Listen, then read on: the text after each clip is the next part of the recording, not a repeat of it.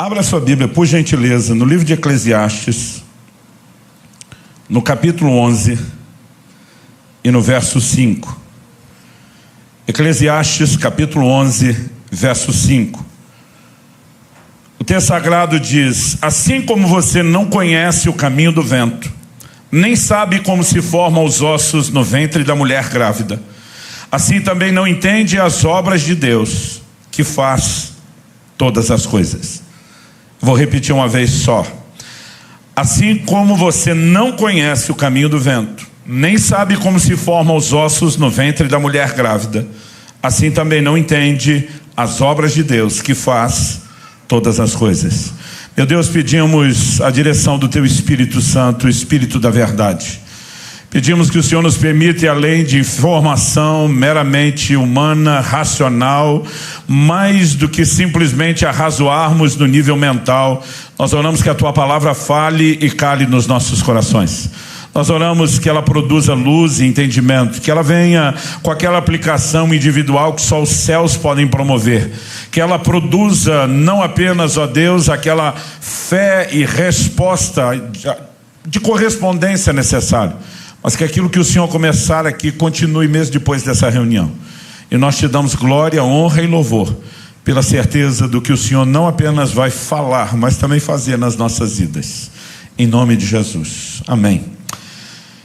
O texto começa apresentando dois paralelos, duas ilustrações, antes de nos dar uma espécie de classificação do agir de Deus. Ele primeiro diz: assim como não sabes, uma versão diz, aqui eu estou lendo, diz: assim como você não conhece o caminho do vento. Depois diz: nem sabe como se formam os ossos no ventre da mulher grávida.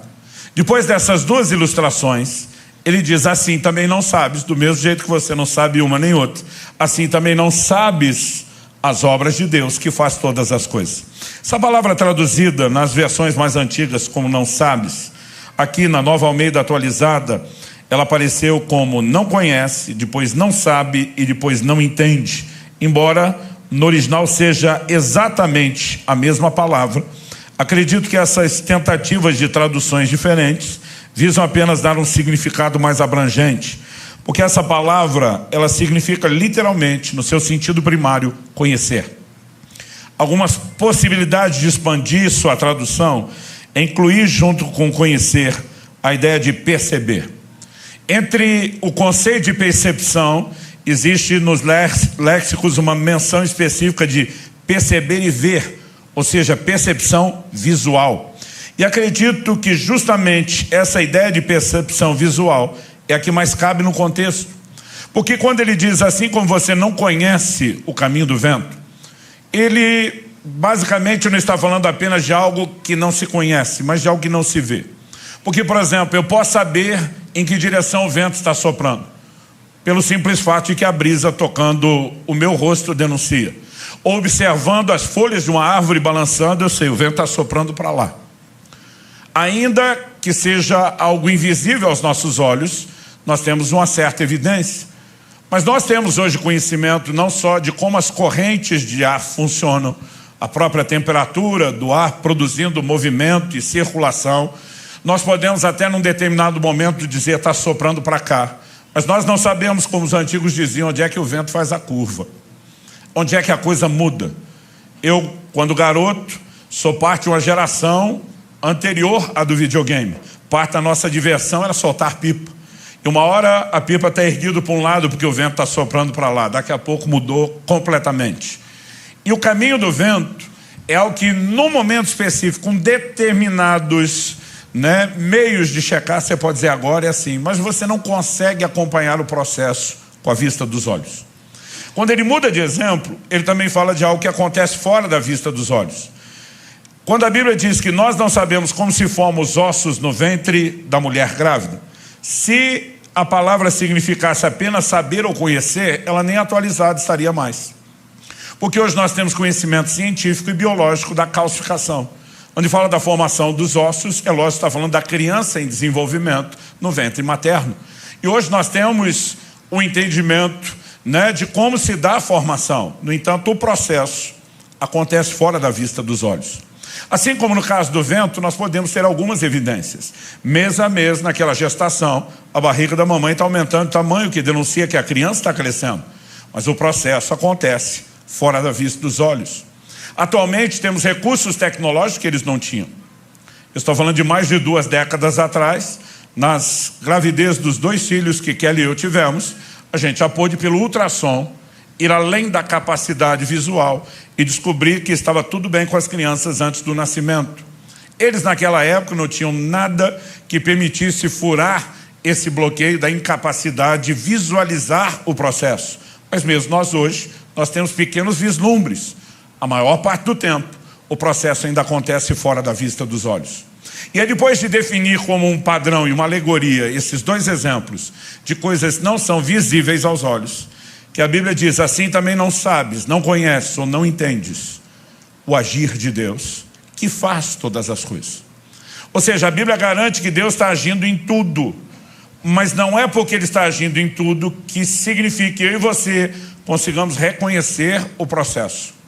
Nós podemos até ter a evidência de alguns resultados, mas não acompanhar o processo.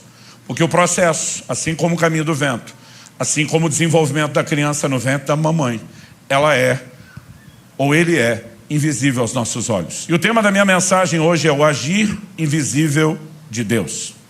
E há muitas razões pelas quais, biblicamente falando, nós podemos enumerar Deus ter escolhido agir de forma que é invisível aos nossos olhos. O primeiro deles, e é um dos focos da minha mensagem, embora eu não vou gastar tempo detalhando isso, diz respeito à fé. A Escritura diz que o justo viverá da sua fé. E o que é fé? Hebreus 11:1 diz que é a convicção de coisas que não se veem. E segundo aos Coríntios, no capítulo 5, no verso 7, Paulo diz, visto que andamos por fé e não por vista, porque andar por fé não é andar pela vista dos olhos. E o Deus que nos chamou a andar em fé, Ele está dizendo que eu e você não precisamos do testemunho visual para que a gente possa acreditar ou confiar. Então Deus pode seguir agindo de forma invisível aos nossos olhos e a gente pode seguir crendo que Ele age em todas as coisas, mesmo que a gente não esteja no controle do desenvolvimento do processo. Mas eu quero dar um pouco mais de ênfase, embora o propósito da minha mensagem hoje seja fortalecer a sua fé e confiança. Eu quero dar um pouco mais de ênfase a um outro aspecto, que eu já vou explicar na sequência. Em primeiro lugar, eu gostaria de destacar que o agir de Deus, ele vai além da nossa compreensão. Vai além da nossa compreensão, porque a mente de Deus, que tem planos em execução, é muito superior a nós. E nós não temos a menor condição de acompanhá-lo. 1 Coríntios 2,14 diz que o homem natural, a palavra traduzida do natural é psíquico, entrega ao psique sua mente. Ele não entende as coisas do Espírito, porque lhe parecem loucura. Isaías 55, 8 e 9 diz que os caminhos de Deus são mais altos que os nossos. Por quê? Porque os pensamentos de Deus também são mais altos que os nossos. Então, planos e projetos estabelecidos por Deus determinam caminhos mais elevados do que seriam os nossos, porque nós não temos a capacidade de pensar, projetar, planejar, muito menos gerenciar como Ele tem. Agora, há algo interessante para se destacar nesse processo. Em Provérbios, no capítulo 25 e no verso 2, e é interessante reconhecer que essa declaração, embora inspirada pelo Espírito Santo, é feita por ninguém menos do que Salomão. Um homem que teve conhecimento e sabedoria que atraía pessoas de longe para ouvi-lo dissertar sobre muitas coisas. Ele diz em Provérbios 25, 2, a glória de Deus é encobrir as coisas, mas a glória dos reis é investigá-las. Outra tradução diz, a glória dos reis é esquadrinhá-las. Mas a NVI diz, é tentar descobri-las. Ou seja, enquanto Deus se gloria por encobrir, por esconder, os homens se gloriam por tentar detalhar. São características de cada um. Eu sei que Deus, na sua grandeza, senhorio, soberania, Ele não nos deve satisfação de tudo que Ele faz. Mas a questão não é que Deus escolheu agir de forma que a gente não entenda apenas por má vontade de comunicar o que Ele faz.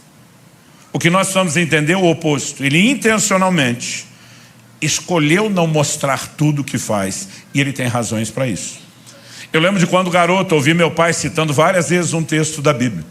Deuteronômio 29, 29 diz, as coisas ocultas pertencem a Deus, as reveladas a nós e nossos filhos para sempre. Ou seja, no reino de Deus nós temos coisas que Deus revela, mas nós temos coisas que Deus mantém oculto. As que Ele revela é porque assim Ele aprove revelar. As que Ele decidiu não comunicar, é do direito dEle não dar satisfação. Mas nós precisamos entender que isso é mais do que uma decisão arbitrária, teimosa, sem fundamento. Ela é fruto de uma sabedoria que é além da nossa capacidade de mensurar. E eu quero chamar a sua atenção para algo, que quando a Bíblia estabelece um padrão de que a mente humana não acompanha a mente divina, eu brinco que até Deus, querendo explicar, teria um problema enorme, que era se fazer entender por seres de uma mentalidade muito inferior. A mesma Bíblia também mostra que Satanás, o arqui-inimigo de Deus, nosso adversário e opositor, ele também tem dificuldade de entender o agir de Deus. E na verdade esse é o segundo elemento que eu quero explorar na mensagem hoje. Eu olho para alguns crentes e me aborrece ver que alguns crentes dão moral demais para o diabo. Eu quero hoje gastar um pouquinho de tempo exaltando a grandeza e a soberania de Deus e fazendo um pouco caso do cão, pisando um pouco nele. Eu quero te mostrar que o diabo não é isso tudo que alguns estão achando. Eu quero te mostrar que a Escritura nos apresenta uma visão que é importante na fundamentação da nossa fé. E para que você consiga entender isso, eu quero te mostrar um paralelo. Se você puder me acompanhar em Mateus, no capítulo 16. Nós temos uma pergunta de Jesus aos seus discípulos no verso 13. Quem dizem os homens ser o Filho do Homem? Eles dizem, olha, tem gente dizendo que é João Batista, que o Senhor Elias, Jeremias, outros profetas. Jesus rebate vocês. O que dizem a meu respeito? Pedrão, que falava pensando e pensava falante, o cérebro e a boca conectados, ele já responde bate pronto. Tu és o Cristo, Filho do Deus vivo. E recebe de Jesus o elogio. Porque Jesus diz, bem-aventurado é você, Simão, filho de Jonas. E diz, não foi carne e sangue. Traduzindo, não foram homens que te deram essa informação. Foi o Pai que está nos céus que te revelou. O que Jesus está fazendo é dar um joinha para o Pedro e dizer, você sintonizou a frequência com a rádio certa e captou a comunicação correta. Mas não demora muito. E Pedro vai sintonizar em outra estação de rádio, que, como diria a moçada, nada a ver. Jesus está falando sobre ser necessário, lá no verso 22. Ele começa falando no 21. Ele começa a falar que é necessário que ele sofresse, padecesse, morresse, ao terceiro dia ressuscitasse. E o verso 22 diz que Pedro chamou à parte e começou a repreendê-lo. Você consegue imaginar o Pedro dando bronca em Jesus?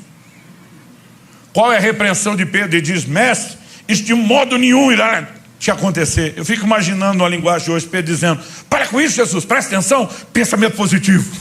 Vai dar tudo certo. Para com esse negócio de morrer. Nesse momento, qual a resposta de Jesus para o Pedro? Jesus, voltando-se, disse, para trás de mim, Satanás. Outro dia alguém falou, pastor, Jesus chamou Pedro mesmo de Satanás. Não. Assim como quando ele disse que quem revelou que Jesus era o Cristo era o Pai que estava nos céus. Ele não estava chamando Jesus não estava chamando Pedro de Deus. Quando ele fala de uma inspiração maligna, ele não está chamando Pedro de Satanás. Ele está falando de qual frequência de rádio foi sintonizada. Quem está entendendo? Então agora Jesus não está mais falando com Pedro. Ele está falando com a fonte de influência maligna por trás de Pedro. E ele diz, para trás de mim, Satanás, porque não cogitas. Outra tradução, como NVI diz, não pensa. A Nova Almeida atualizada, não leva em consideração as coisas que são de Deus, e sim as que são dos homens. Aqui a Bíblia está estabelecendo um padrão sobre a mente e a forma de pensar do diabo. Ela não está no nível e no patamar de Deus. Está no nível e no patamar humano. Não pensa nas coisas que são de Deus, e sim nas que são dos homens. Pastor, o diabo, como anjo caído que é, ainda que caído, continua sendo anjo. Ele não tem uma mente superior à nossa, sim, e muito. A Bíblia diz que sua sabedoria se corrompeu, não que ele a perdeu. E é por isso que a Bíblia vai falar dos seus ardis, das suas maquinações, porque a sabedoria foi agora distorcida para o mal. Ou seja, o processador dele, falando em linguagem de computador, pode ser melhor que o nosso, mas o sistema operacional é o mesmo. A forma de pensar e processar da mente de Satanás está no nível humano, não no patamar divino. Isso significa o quê? que se os homens não entendem o agir de Deus, Satanás e o reino das trevas também não. Pastor, isso por acaso é algum tipo de notícia boa? Sim. Por que é uma boa notícia? Porque ao não entender a forma de Deus agir, mesmo em suas tentativas de resistência, Satanás não é páreo para a multiforme sabedoria de Deus. Olha o que diz Efésios capítulo 3, dos versos 8 até o 10. Efésios 3, de 8 a 10 diz assim: a mim, Paulo está falando, o menor de todos os santos, foi dada essa graça de pregar aos gentios o evangelho das insondáveis riquezas de Cristo. Ele está falando de coisas que não se sondam, não com a mente humana. E manifestar a todos qual é a dispensação do mistério. Veio de mistério, leia-se segredo. Que durante tempos passados esteve oculto em Deus. Lugar de oculto, você pode ler escondido.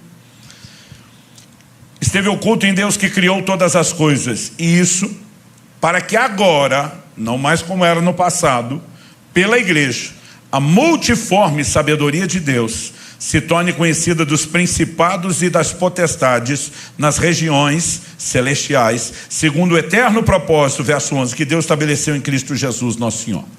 Então vamos entender algo. Paulo está dizendo que durante muito tempo no passado, Deus manteve algumas coisas em oculto, em segredo. E ele fez isso, por quê? Para que agora, pela igreja, ele manifestasse, revelasse sua multiforme sabedoria. Sabedoria de Deus é tão grande, é tão expansiva, é tão fora da nossa capacidade de mensurar, que a única tentativa, a Bíblia dá um adjetivo que o homem entenda, é multiforme, ela tem muitas formas. Ou seja, ela além de gigantesca, imensurável, é imprevisível. Mas Deus fez questão de usar a igreja e o momento do aparecimento da igreja no cenário para jogar na cara dos principados e potestades sua multiforme sabedoria. A geração de meus pais tinha um ditado que repetiam com frequência e já caiu em desuso. Para indicar esperteza, eles diziam assim: enquanto você está indo, eu já estou voltando. Na verdade, isso é um encurtamento de uma outra versão que diz: enquanto você está indo com milho, eu já estou voltando com o fubá pronto. Eu diria que enquanto o diabo está indo, Deus já foi e voltou eternas vezes. E ele está mandando uma mensagem de que na obra redentora, no propósito em Cristo, ao levantar a igreja, ele jogou na cara dos principados e potestades sua multiforme sabedoria. Quando você olha para a Escritura ao longo do Antigo Testamento, não é clara a ideia de que Deus enviará seu Filho, que se fará homem e que precisará morrer por nós. Todo o conceito do reino de Deus neles era baseado no Messias que viria como um general de guerra e um conquistador no nível natural. Aliás, qual era o entendimento que eles tinham de reino de Deus? Ao longo das Escrituras, isso vai sendo expandido, e o ápice é a revelação que nós temos no livro de Daniel. Quando Nabucodonosor sonha com uma estátua composta de 4 metais diferentes. Capítulo 2 fala que ele sonha com uma estátua que a cabeça era de ouro, o peito e os braços de prata, o ventre de bronze, mas as pernas de ferro. Então uma pedra era cortada sem auxílio de mãos, o que não fala de intervenção humana, mas divina. Essa pedra vinha atingir a estátua onde? Nos pés. A estátua esmiuçava, virava poeira, era levada pelo vento, não sobrava nada. Mas a pedra que a destruiu, crescia, se tornava uma montanha que enchia toda a terra. Daniel vai interpretar o sonho profético para o rei de Babilônia e diz: você é a cabeça. Babilônia foi o primeiro império de proporções mundiais na história da humanidade. Ninguém antes governou o mundo. Os babilônicos foram os primeiros, os pioneiros nisso.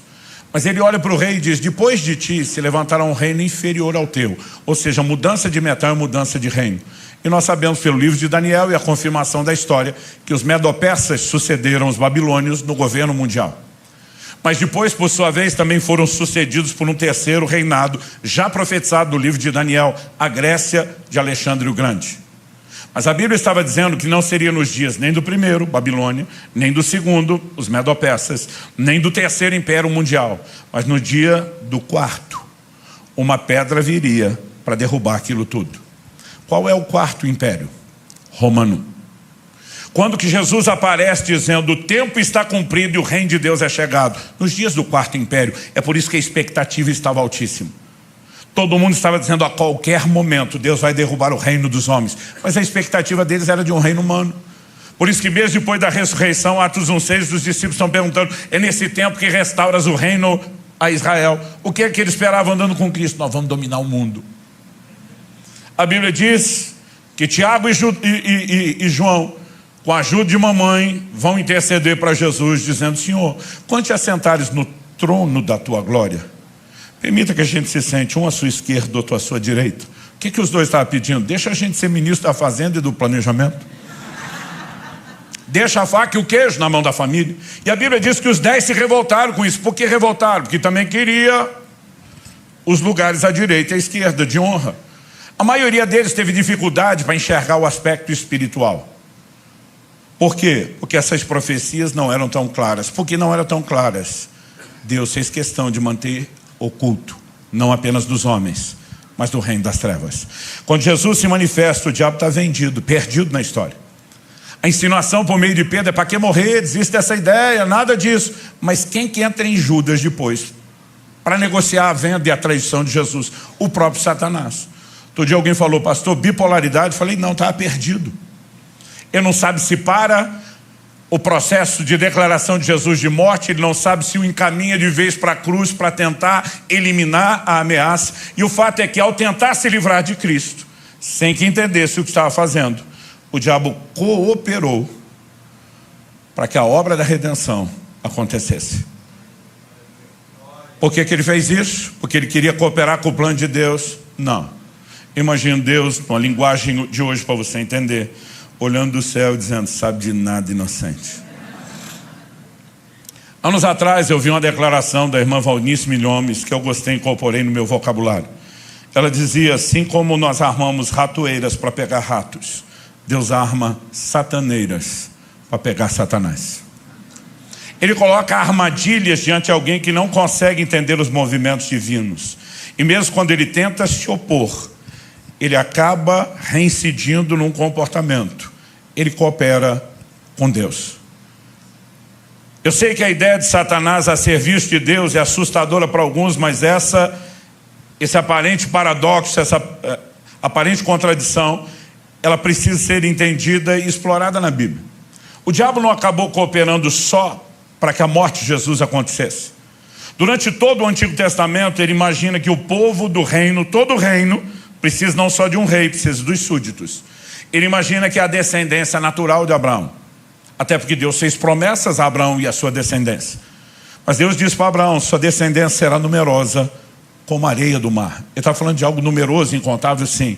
Mas Deus também disse, ela será numerosa como as estrelas do céu. O que ele estava dizendo? Só de outra coisa numerosa e incontável? Não, ele está dizendo, eu vou te dar uma linhagem terrena, mas eu também vou te dar uma linhagem celestial. É isso que João tenta explicar. Veio para o que era seus, a linhagem natural, mas os seus não receberam. Mas a todos quantos o receberam, deu-lhes o direito de serem feitos seus filhos. E Paulo vai explicar que os gentios são os filhos da fé. Aos romanos ele diz que nós fomos simplesmente enxertados na oliveira. E o que eu estou tentando te apresentar aqui? O conceito de povo de Deus, olhando só para a perspectiva de Israel natural, era incompleto. No Antigo Testamento, toda a oposição de Satanás se vira contra esse povo. O livro de Esther conta a história de como num dia tentaram exterminar uma raça inteira. Mas quando o diabo acorda, ele não só perseguiu o povo errado, empurrou Jesus para a cruz, contribuiu com o plano de salvação, mas ele assiste debaixo do seu nariz a fundação e o levantamento da igreja. E a Bíblia diz, por meio da igreja, Deus está manifestando sua multiforme sabedoria. Deus está dizendo para os principados e potestades, sabe de nada, inocente. A hora que ele percebe o que aconteceu é tarde, a igreja começou, o evangelho está sendo pregado com poder, um avivamento está acontecendo em Jerusalém. Mas Deus tinha dito, vocês vão receber poder ao descer sobre vós o Espírito Santo, e vocês serão minhas testemunhas onde? Jerusalém, Judéia, Samaria, até os confins da terra. Está falando de progressão. É quase como se dissesse São Paulo, região metropolitana, o estado, o país. Ele está falando de progressão, mas ninguém saiu de Jerusalém. Pessoas vinham da Judéia, mas eles não estavam indo à Judéia. Mas Atos 8:1 diz, se levanta grande perseguição contra a igreja, porque agora o diabo vira o canhão de Israel para a igreja.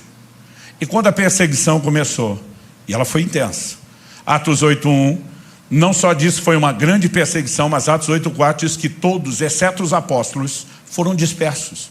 Estamos falando de uma igreja de milhares e milhares e milhares de pessoas, e só sobraram os apóstolos. Mas a Bíblia diz por onde eles passavam, fugindo da perseguição, eles pregavam o evangelho. Agora o evangelho transcende a Judéia, alcança a Samaria e começa a alcançar os gentios. Ou seja, a perseguição do diabo contra a igreja fez dele um dos primeiros agentes missionários da história da igreja. Mais uma sataneira. Nós temos muitas delas ao longo das escrituras. Martinho Lutero, o grande reformador, dizia: o diabo é o diabo de Deus. O que é que ele estava tentando dizer? Ele não está fora de controle. Eu vejo uns crentes que ficam apavorados, com medo do diabo, do reino das trevas, como se ele fosse muito mais do que é. Meu querido, a Escritura diz que maior é aquele que está em nós do que aquele que está no mundo. Mas algo que nós precisamos entender é que a Bíblia não apresenta um diabo fora de controle. Outro dia uma pessoa veio falar comigo, não, e ela falava baixinho assim, olhando para o lado, porque o caborja, e o que é o caborja? A pessoa estava assim, não, fala baixo. É dizer, é o diabo. Eu falei, por que tu está chamando o diabo de caborja? Para ele não ouvir. Com medo. Eu falei, gente, nós precisamos rever essa nossa teologia. Houve uma época em que a igreja, chamada para entender batalha espiritual, começou a andar numa neurose, com medo, olhando para trás, por cima dos ombros. Ao que eu e você precisamos compreender, o diabo não está fora de controle. Alguém o rotulou como uma espécie de cachorro na coleira, só vai até onde o tamanho da corrente permite. O diabo tem movimentos que são restritos pelo próprio Deus soberano. 1 de Pedro capítulo 5 verso 8 diz: o diabo, vosso adversário, anda em vosso derredor, bramando como leão, buscando a quem possa tragar. Ele pode tragar qualquer um? Não. É por isso que Efésios 4:27 diz: não deis lugar ao diabo. Nós temos um muro de proteção à nossa volta. E se você não dá, na linguagem dos crentes antigamente, brecha, ele não tem direito de entrar. Aliás, Tiago 4:7 diz: resisti ao diabo e ele fugirá de vós. 1 de Pedro 5:9, na sequência, depois de dizer que ele está buscando quem possa tragar, diz: resistirem firmes na fé. Tipo, não dá moral para ele não. Quando chegar a hora certa, Apocalipse 20 diz que um anjo descerá do céu e prenderá Satanás numa cadeia por 1000 anos. Um anjo. Não vai precisar de Miguel e todas as hostes angelicais. Um anjo só vai tirar Satanás de circulação. Mas a Bíblia diz por 1000 anos. E diz: quando os 1000 anos se completarem, importa que ele seja solto por um pequeno período de tempo, porque vai fazer um último servicinho para Deus, antes de ser lançado no lago de fogo e enxofre. E quando eu li isso, quando criança, do lago de fogo e enxofre, eu dizia: bem feito. Ao que eu e você precisamos compreender é que ao longo das escrituras nós não enxergamos um Satanás fora de controle. Por mais que ele tente se opor em rebeldia a Deus. Tente você imaginar o desafio de jogar xadrez, não só com o criador do xadrez, com a mente mais exímia possível para jogar o jogo. E que além de tudo isso, ele sabe antecipadamente todos os movimentos que o seu oponente vai fazer. Como é que alguém ganha esse jogo dessa pessoa? A Bíblia apresenta um Deus que não é só onisciente, mas é presciente, sabe tudo de antemão. Esse Deus é onipotente, é o Todo-Poderoso, onipresente. Com tudo isso, você acha mesmo que ele está fora do controle? Agora, o que nós precisamos entender e compreender é que às vezes esse Deus, por razões que não entendemos, porque tem um agir que é invisível aos nossos olhos, ele permite ações satânicas. Ou seja, biblicamente falando, existem permissões divinas para ações satânicas. Os historiadores dizem que Martinho Lutero, o reformador, hoje é o dia de falar dele, ele queria tirar o livro de Tiago da Bíblia, porque ele foi o cara que trouxe a revelação de volta para a igreja da salvação pela fé e não por obras. E quando ele lia Tiago dizendo: me mostra sua fé que eu te mostro minhas obras, ele não conseguia conciliar as declarações, ele não viu o quadro completo. Ele achava que aquilo era contraditório e dizia: não merece estar na Bíblia. Se dependesse dele, o livro de Tiago tinha saído da Bíblia. Eu nunca me preocupei em tirar o livro de Tiago da Bíblia, mas se eu pudesse tirar um, teria sido o livro de Jó. Porque quando eu li o livro de Jó, me dava um desespero. Eu dizia: Deus, por que esse livro está aqui? Não é bom para você, não é bom para a sua imagem. O livro começa com Deus falando de Jó, jogando na cara do cão. dizendo para o diabo: viste meu servo Jó, não há ninguém justo e irrepreensível como ele. Deus está dizendo: é o cara, é o crente modelo. Aí o diabo diz assim também: o Senhor abençoou o cara, as obras das suas mãos, o cercaste com a sebe. A palavra sebe significa muro. O que o diabo está dizendo? O cara, além de abençoado e feliz com a bênção, está rodeadinho por um muro de proteção, ou seja, eu não posso tocá-lo. O diabo diz para Deus: me deixa tocar nele para ver se a festinha de fidelidade continua. Eu dizia para Deus: o Senhor vai jogar o jogo do diabo, vai entrar nisso. Quando eu era criança, eu falava para alguns amigos: duvido que você faz, só para entrar na cabeça dele e ver ele fazer. Eu falei: só porque o diabo diz duvido que o Senhor faz, só vai fazer. E Deus disse: tá bom, eu estou tirando a proteção e estou deixando você tocar. Toca no que ele tem, mas não toca nele. E a Bíblia diz que Jó não pecou, mesmo com a perda de tudo que ele tinha. Num segundo momento, eu jogo na cara do diabo e diz: está ali de pé dando glória. As coisas que ele perdeu estão num patamar. Deixa eu tocar no corpo dele. O Senhor diz: toca no corpo, mas não tira a vida. Todas as permissões têm restrição. E o diabo toca no corpo, e ainda assim Jó não blasfema contra Deus. Eu dizia para Deus: tudo isso só para provar o ponto do que o Senhor já sabia. E o Jó pagando a conta, porque o Senhor e o diabo estão nesse joguinho. Eu dizia: o Senhor não está sendo um bom Deus. Entregasse o crente meia boca na mão do Satanás, não o seu exemplar da vitrine. Alguém aqui já tentou ensinar Deus a ser Deus? Eu várias vezes quis dar sermão nele. O Senhor não está sendo um bom Deus, o Senhor não está fazendo direito. Não é para isso que o Senhor ganha, só faltava falar isso. E o livro de Jó me dava dor de barriga. E eu fiz malabarismos exegéticos para tentar explicar que o que aconteceu é culpa de Jó, não de Deus, porque alguém tinha que proteger a imagem de Deus. Então em Jó 3,25, Jó afirma: aquilo que eu temia me sobreveio, o que eu receava me aconteceu. Eu dizia: está aqui. Jó abriu a porta para o diabo pelo medo. E eu digo para as pessoas: isso é verdade. O medo é uma fé ao contrário. É a convicção de que algo ruim vai lhe acontecer. Eu dizia: o negócio tem nada a ver com Deus, é com o diabo. Foi ele que deu moral, deu espaço, deu lugar para Satanás. Onde uma pessoa que eu respeito muito, e ela também, de forma recíproca, sempre demonstrou muito respeito, ela me procura. E ela vem com um jogo de palavras assim muito suave, alimentando meu ego para eu não perceber de cara o confronto. Eu disse: Subirá, me ajuda a entender uma coisa, porque você é uma pessoa assim, estudiosa das escrituras, sábio. Eu vi uma mensagem sua sobre Jó, mas eu não consegui acompanhar seu nível de raciocínio. Se você tiver paciência e puder me ajudar. E eu: pois não. Ela diz: eu vi você falando, baseado em Jó 3,25, que Jó deu lugar para o diabo. Eu falei: exatamente.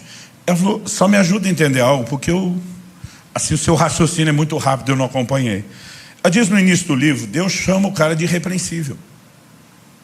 E se Deus diz que o cara não tem do que ser repreendido, como é que você conseguiu botar defeito nele? Eu falei: então, Deus chamou mesmo de irrepreensível? Aí diz: segundo, você ensina as pessoas a não dar brecha. Mas o Jó vai lá e deu a brecha através do medo. Pela brecha o diabo já podia entrar porque ele autorizou. Mas em vez do diabo entrar pela brecha, ele fica esperando Deus dar autorização para usar a entrada da brecha que o Jó já deu. Ele diz: por que essa burocracia está misturando as responsabilidades de todo mundo? Eu falei: resumindo, você acabou com a minha doutrina. Ela falou: Luciano, o diabo só tocou porque Deus permitiu. E a verdade é que o diabo só toca em alguém com permissão, ou da própria pessoa, ou uma permissão soberana de Deus. E no livro de Jó não é Jó dando a permissão. Só que para nós é desconfortável imaginar Deus entregando alguém de bandeja, em algum nível de exposição mesmo que não seja completo, ao diabo. Mas mesmo se a gente tirasse o livro de Jó da Bíblia, não resolveria o problema. Por quê? Lucas capítulo 22, se você for rápido de endereço, abra comigo lá. Lucas 22, versos 31 e 32, tem uma conversa de Jesus com o apóstolo Pedro, que é no mínimo, como diria o carioca, sinistra. Eu imagino os dois andando, caminhando juntos, e Jesus dizendo, que está no 31, Simão, Simão, por 7 vezes, Deus chama alguém pelo nome 2 vezes seguida, repetido. Todas as 7 vezes na Bíblia, que vem alguma crise que vai ser tratada. Eu acho que se Pedro tivesse essa revelação, só de ouvir isso já dava um frio na espinha. Acho que ele já pensaria, deu ruim. Jesus disse, Simão, Simão, eis que Satanás pediu para peneirar vocês como trigo. Gente, não é uma conversa comum. Então, Pedro, deixa eu te dar a letra. Satanás, o cão, o caborja, quer peneirar os 6. Quer passar a peneira, é ver o que fica e o que passa. O cão quer peneirar os 6 e ver o que é que sobra. Imagina a cara de perplexo, surpreso de Pedro, olhando para Jesus dizendo: o Senhor não permitiria isso, não é verdade? Imagina Jesus numa pausa dramática, mantendo silêncio, sem responder nada. E o Pedro insistindo: Jesus, o Senhor não permitiria uma coisa dessa? Permitiria. Imagina Jesus dando até uma subiadinha de responder. Mas o que é que Jesus disse para Pedro? Pedro, eu orei por você. Imagino já Pedro querendo dar um suspiro: graças a Deus não vai acontecer. E Jesus termina: para que a sua fé não desfaleça. Resumindo, permissão concedida, a peneira vai comer solta.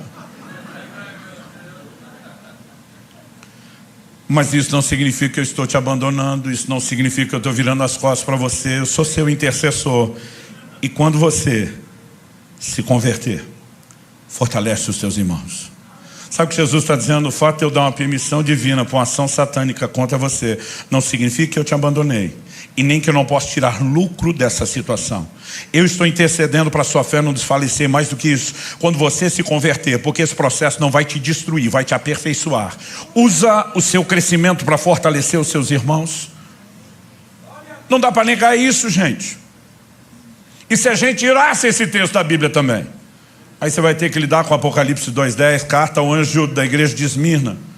O diabo está para lançar alguns de vós na prisão. O diabo, Deus diz que é o diabo. Ele não só diz: gente, uma casualidade aí vai rolar. Ele está dizendo: é o diabo. Mas ele não diz: usa a autoridade do crente, repreende em nome de Jesus. E há momentos que é assim que nós vamos lidar. Ele só diz: ser fiel até a morte, e dar-te-ei a coroa da vida. O que é ser fiel? Não é apenas comprometido. Fiel é de fato a atitude daquele que tem fé. O que ele está dizendo é: fica comprometido como um sinal de que você continua crendo. Não há razão para duvidar. Mesmo que por alguma razão que você não entenda, eu permita o diabo te arrastar para a prisão. Confia em mim. Deus não tem que ficar dando satisfação do que faz por que faz. E ele tem uma forma de agir que é invisível aos nossos olhos. Mas nós temos uma declaração de Jesus a Pedro no momento do lava-pés. E diz: Pedro, o que eu faço? Não entenderás agora, entenderás depois. Ou seja, ele está dizendo: você não precisa entender nesse momento. Nesse momento você precisa confiar. Mas a boa notícia é que em algum outro momento nós poderemos entender. Talvez ainda nessa vida, talvez no porvir. Eu gosto de uma frase, por isso que eu brinquei que hoje é o dia de citar Lutero, também atribuído a Lutero. Ele diz: não sei por quais caminhos Deus me conduz, mas conheço bem o meu guia. Eu e você não precisamos conhecer os caminhos nem os processos, nós sabemos os resultados onde Ele vai nos levar. Adversidades que Deus permite não significa que Ele deixou de estar comprometido, nos amando, preocupando com cada um de nós, cuidando de cada um de nós. Olha os amigos de Daniel, foram lançados na fornalha de fogo por fidelidade a Deus. Não me parece um bom prêmio ou recompensa. E um dia eu vi um pregador: o fogo não queimou nada. Eu pensei: não é bem assim. A Bíblia diz que o fogo não queimou um fio de cabelo, eles não tinham cheiro de fumaça, não mudou as roupas, mas o fogo queimou uma coisa. Por 3 vezes a Bíblia enfatiza que os 3 foram lançados na fornalha amarrados. Mas o rei Nabucodonosor, surpreendido, olha e pergunta para aquela turma em volta que ganha para concordar com ele: nós não lançamos 3 homens amarrados no fogo? A turma diz: é verdade, rei. E diz: eu vejo 4 homens soltos. O fogo queimou as cordas que os prendiam. Porque Deus tem o poder de usar as circunstâncias adversas para nos libertar das nossas próprias amarras, para nos fazer crescer, para nos aperfeiçoar e para garantir que não virou as costas num processo que pode ser doloroso. Ele manifesta sua presença. O 4º homem na fornalha é uma prova disso. E Jesus prometeu: eis que estou convosco todos os dias, até a consumação dos séculos. Faça chuva, faça sol, dia de eclipse. Ele prometeu que estaria conosco todos os dias. E o que eu e você precisamos é confiar. Por quê? Romanos 8:28 diz: todas as coisas cooperam juntamente para o bem daqueles que amam a Deus e são chamados segundo o seu propósito. Todas as coisas. Se tem alguém que pode acreditar na teoria da conspiração, é o crente. Tudo conspira em teu favor. Não só porque você ama a Deus, mas porque você foi chamado segundo o propósito divino.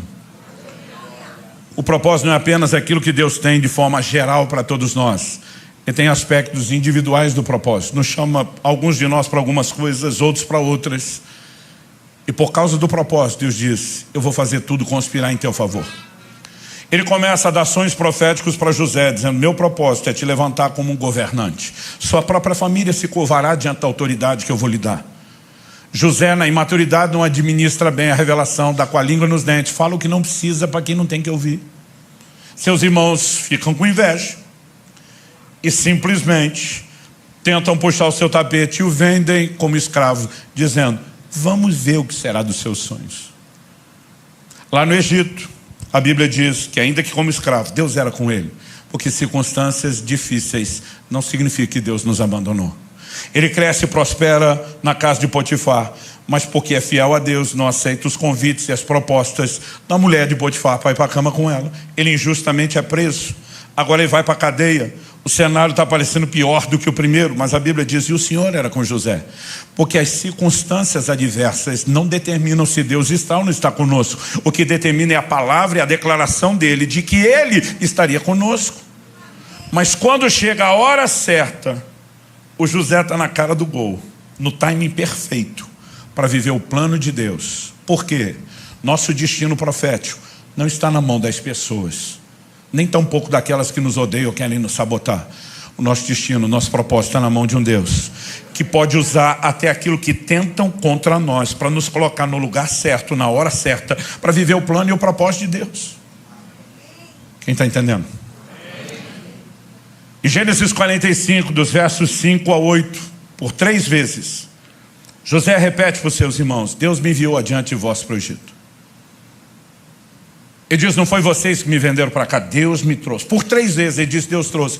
Isso pode levar alguns a concluir de forma equivocada que existe uma espécie de fatalismo, de predeterminismo arbitrário. Então essas pessoas não escolheram fazer o mal contra José. Deus determinou que assim fosse porque ele queria. Será que é isso que a Escritura nos ensina? Não. Porque a explicação bíblica vem do todo da Escritura e não de parte dela. Em Gênesis 50, 20, o mesmo José, falando com os mesmos irmãos, ele diz: vocês, na verdade, intentaram o mal contra mim. Porém, Deus o tornou em bem, para fazer, como estão vendo agora, que se conserve a vida de muita gente. Ele diz: a parte de vocês, eu não vou tirar a responsabilidade. Vocês tentaram me derrubar. Vocês intentaram e planejaram o mal, mas Deus, para quem não há refúgio, tudo é reciclável, transformou a maldade de vocês em bem, porque eu sou fiel a Ele. Eu estou debaixo do propósito e todas as coisas cooperam para o bem daqueles que amam a Deus, são chamados segundo o seu propósito. Agora, se Deus pode usar o ataque de pessoas que não estão te apoiando, você acredita mesmo que os ataques de Satanás fogem ao controle de Deus? Ele tem o poder de usar os mesmos ataques e transformá-los em verdadeiras sataneiras, armadilhas, que façam com que o diabo, no final do processo, chegue a uma conclusão junto conosco: ele cooperou em vez de atrapalhar. Obviamente não estou falando daquilo que a Bíblia adverte: não dá lugar ao diabo. Alguns o diabo está agindo porque eles deram espaço e não era nada do que Deus queria. Mas há outros que não cederam espaço. E alguma permissão divina está te surpreendendo. Confie que qualquer permissão divina para uma ação satânica não é um abandono, é um gerenciamento da mente mais brilhante, que ninguém desse universo jamais poderá entender ou acompanhar, mas que tem um compromisso de cuidado com cada um de nós. O que eu estou dizendo e compartilhando essas verdades bíblicas? Porque entendê-las trouxe uma profunda mudança na minha relação com Deus, na minha jornada de fé. Em agosto de 93 eu tive um acidente de carro, que não fosse uma intervenção divina teria sido fatal. E o crente dizer que foi milagre é uma coisa, porque crente é empolgado. Mas quando médicos não cristãos começam a te atestar isso, mostrar todos os resultados dos exames e dizer quais seriam as implicações naturais, ficar te dizendo: teu santo é forte, alguém lá em cima vela por você, isso é milagre, é porque algo aconteceu. Mas sabe, esse acidente me deixou em crise, porque enquanto todo mundo falava dos milagres, eu ficava pensando comigo: milagre por milagre, já que Deus ia fazer eu não bati em ninguém, ninguém bateu em mim, eu estava na estrada, mas eu tive uma aquaplanagem e o carro caiu ribanceira abaixo. Eu tinha acabado de trocar de carro e pensei, estava de mudança de São Paulo para Curitiba, falei: quando chegar lá faço o seguro. Até hoje não fiz, porque deu perda total naquele carro. Tudo que estava dentro do carro era toda a minha mudança, tudo que eu tinha. O Paraty, para quem lembra dos carros antigos, com o banco abaixado, tudo carregado até o teto. O que não se perdeu no acidente foi roubado enquanto era socorrido. Eu descubro que eu estou no hospital só com a roupa do corpo rasgada, ensanguentada, e que eu não tenho mais nada. Paralelo a isso, várias outras áreas da minha vida resolveram desmoronar tudo de uma vez, como se eu tivesse ganhado o dom do para-raio. Tudo caía em cima de mim. E eu ficava dizendo para Deus, milagre por milagre, já que o Senhor ia fazer, eu não podia ter arrumado o carro na estrada. Em vez de deixar eu me arrebentar lá na ribanceira para depois dizer, salvei você, viu? Você não dava para fazer um milagre inteiro? Enquanto todo mundo estava empolgado, eu estava triste. Até porque eu dizia para Deus, cadê o seu cuidado? Cadê o seu amor? Cadê a sua proteção? Enquanto todo mundo estava olhando minha vida, tendo sido guardada, eu ficava olhando para as perdas materiais. Mas a dor não era o que é material. Era ler de forma equivocada naquilo que Deus não tinha sido um bom Deus. Que não tinha demonstrado amor e cuidado. E o pior é que ele não dava satisfação de nada. E não foi por falta de pedir. Dizer, por favor, me diga o que está acontecendo. Eu sou o tipo de pessoa que gosta de um bom debate, de uma boa discussão, no sentido de argumentação, não precisa ser de briga. No início do meu casamento, Deus me deu uma mulher muito meiga, muito doce, mas eu dizia para ela, se você me ama, discute comigo, porque eu não suporto o silêncio. E Deus não falava nada. Eu ameacei ele, falei que ia fazer greve no ministério, que ia parar, nada. 1 ano e 3 meses depois, esse acidente acabou trazendo mudança, eu deixei um ministério itinerante e fui para o pastorado. Depois de um tempo sendo provado à frente do pastorado, chegou o momento de ser reconhecido e ordenado. No dia da ordenação, eu e mais 2 colegas estamos recebendo oração em posição de mãos. E um dos pastores, na hora que impõe as mãos sobre mim para orar comigo, ele tem uma visão aberta de um anjo de Deus em pé ao meu lado. Ele viu o anjo como você está me vendo. Ele ouviu o anjo falar com ele como você está me ouvindo. E para encurtar a história, o anjo disse, diga para ele que o acidente de carro que ele teve no ano passado foi de fato, como ele diz nas orações dele, uma tentativa de Satanás. Porque eu dizia para Deus, você cuida do cão. O tempo todo na oração. Eu dizia, mas nós 2 sabemos que o diabo só toca com permissão. Eu dizia para Deus, nós 2 sabemos que ou é uma permissão humana ou uma divina. E nós 2 sabemos que não fui eu que dei a permissão. Então está dizendo para ele, por que é que o Senhor daria? Eu fui fiel. Sabota o crente meia boca, não eu. E o anjo diz, diga para ele que, como ele diz nas orações, de fato foi Satanás. Porque Satanás o via como uma ameaça e queria pará-lo. Mas o anjo diz, diga para ele por que Deus o permitiu. Em agosto desse ano, isso completa 30 anos. E sabe o que é o curioso? Eu ainda tenho vergonha de contar essa história. O anjo disse, Satanás queria pará-lo porque o via como uma ameaça. Deus precisava pará-lo para não perdê-lo. O ministério dele estava crescendo mais rápido do que a capacidade dele de se deixar ser tratado e trabalhado por Deus. Era só uma questão de tempo. E o sucesso se transformaria em fracasso. Ele iria sucumbir debaixo do peso do próprio ministério. Deus precisava pará-lo e decidiu usar essa circunstância. O Senhor vai segurá-lo nessa cidade por um tempo até tratar profundamente com ele, para somente depois de muitos anos liberá-lo para voltar a correr e viajar não só o Brasil, mas as nações. Mal sabia eu que esse castigo ia levar pelo menos uns 25 anos antes de voltar a fazer o que ele estava fazendo. Mas quando eu consegui entender o outro lado, a outra versão, a vergonha era enorme. Eu dizia para Deus, me perdoa. Eu estava aqui protestando, murmurando, reclamando da sua suposta falta de amor e cuidado, enquanto o Senhor estava cuidando de mim. Assim como não sabes o caminho do vento, nem como se formam os ossos no ventre da mulher grávida, é o que a Bíblia diz, não sabes as obras de Deus, que faz todas as coisas. Não é porque você não está vendo que Ele não está agindo. Mas eu descobri que Deus colocou diante do diabo uma sataneira. Ele doido para me destruir. Deus diz, vai que é tua. Pega o menino na estrada. E hoje, quando eu olho para trás, eu irônico e sarcasticamente falo para o cão, tu foi uma bênção na minha vida. E a vontade de dizer, mané. Achou que ia me destruir e contribuiu com o processo. Quem está entendendo? Eu e você precisamos de um nível de compreensão que não importa o que estamos enfrentando. Deus falou comigo claramente depois disso. Eu te deixei entender o que aconteceu no acidente Porque eu quero que você proclame uma mensagem à minha igreja. Chame meus filhos a confiar em mim, mesmo quando eles não entendem o que está acontecendo. Leve-os a um lugar de confiança irrestrita. O Senhor diz: mas apesar de eu ter permitido que você entendesse o que aconteceu nesse acidente, para ajudar na didática do ensino, Ele falou: isso não significa que eu vou ficar te dando satisfação de tudo que eu estou fazendo na sua vida daqui para frente. Mas algo que eu aprendi é confiar, mesmo sem ver. Eu queria que você ficasse em pé para parecer que está acabando.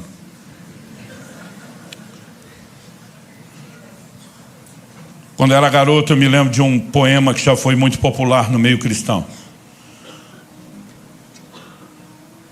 O poema ficou sendo conhecido mais pelo apelido do que pelo nome. O apelido é Pegadas na Areia. Se você não conhece, eu vou resumir a história. Ele fala de uma pessoa que via toda a história e trajetória da sua vida e percebia que Deus sempre esteve ao seu lado o tempo todo. Mas quando ele olhava para a trajetória da sua história, ele via que apesar de Deus ter andado com ele naquela areia da praia a maior parte do tempo, quando ele olhava para trás nos momentos mais difíceis, ele só via um par de pegadas. E a pergunta que fazia a Deus era: aonde o Senhor estava nos momentos mais difíceis? Porque o seu par de pegadas não estava ali. E a resposta de Deus era: o par de pegadas que sumiu não foi o meu, foram os seus. Eu estava te carregando no colo. Eu vi muito esse poema. Eu nem entendia porque as pessoas se emocionavam com ele.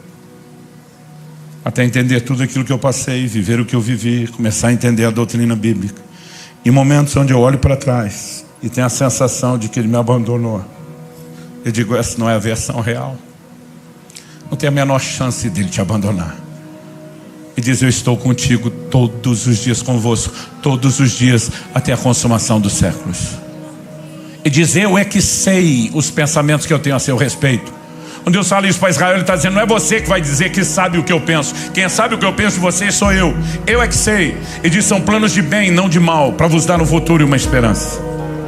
Eu creio que nessa noite Deus quer provocar nossa fé e confiança a um novo nível de resposta. E eu creio que Ele quer derramar de forma sobrenatural nesse lugar um bálsamo. Porque muitos de vocês estão com a dor entalada aí dentro, lutando para não sucumbir a nenhuma crise de fé, mas completamente perdidos no processo. Deus está dizendo: para de procurar entender o que não sabes agora, entenderás depois. Chegará um dia onde eu não sei se Deus vai dar explicação, se nós vamos entender automaticamente. Chegará um dia onde com certeza haverá entendimento. Mas até que esse dia chegue, a fé se apoia no caráter de Deus. E um Deus está acima de qualquer suspeita. Eu queria que você falasse com Deus por uns instantes e cresce que é uma provisão sobrenatural hoje, de um bálsamo para tocar essa dor aí dentro de você, que você sabe o que é. Espírito Santo, se o Senhor não agir, terá sido só uma palestra, no máximo motivacional. Mas nós queremos no teu toque e clamamos pelo teu sopro de vida neste lugar, sobre cada um dos nossos irmãos e irmãs. Cumpre o teu propósito. O propósito pelo qual o Senhor tem liberado a tua palavra, e que a graça que acompanhe a ação do teu Espírito execute tudo aquilo que o Senhor intencionou. Nós oramos em nome de Jesus. Se você crê e concorda, diga amém. Se você recebe essa palavra, diga: eu recebo em nome de Jesus.